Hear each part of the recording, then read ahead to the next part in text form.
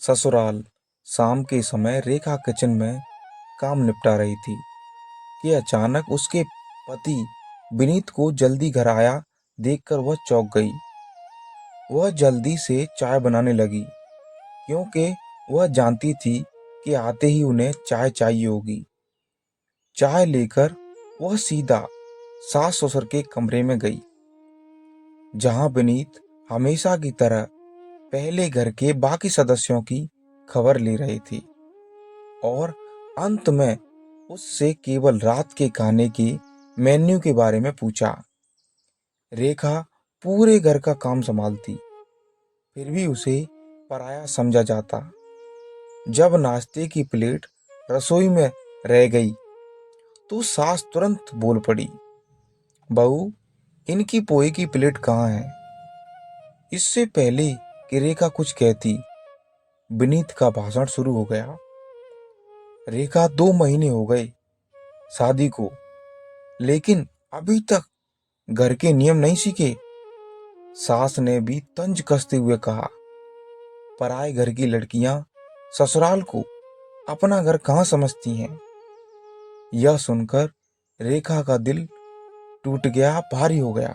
रात में विनीत ने बताया कि वह 8 दिन के लिए मुंबई टूर पर जा रहा है।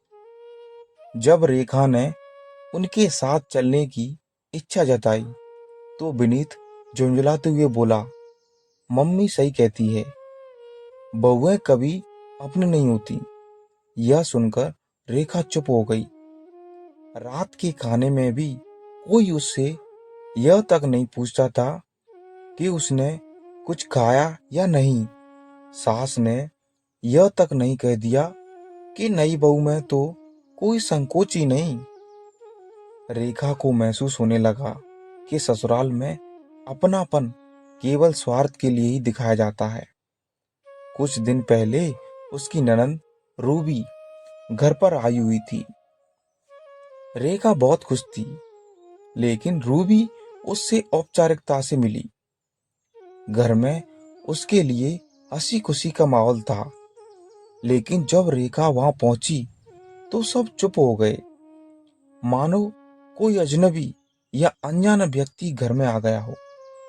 इसी बीच मायके से पापा का फोन आ गया कि 30 मार्च को उनके रिटायरमेंट का कार्यक्रम है।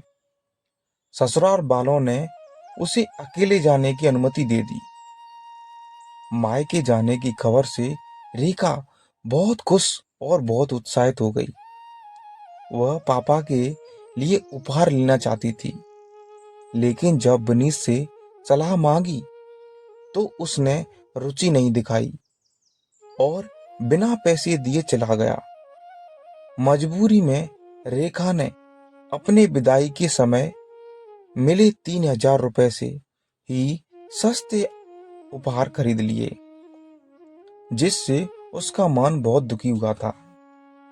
अगले दिन मायके पहुंचते ही रेखा को अपनों का प्यार मिला, लेकिन जब उसने अपने भाई बहन को उपहार दिए तो उन्होंने उसे घटिया कहकर नकार दिया।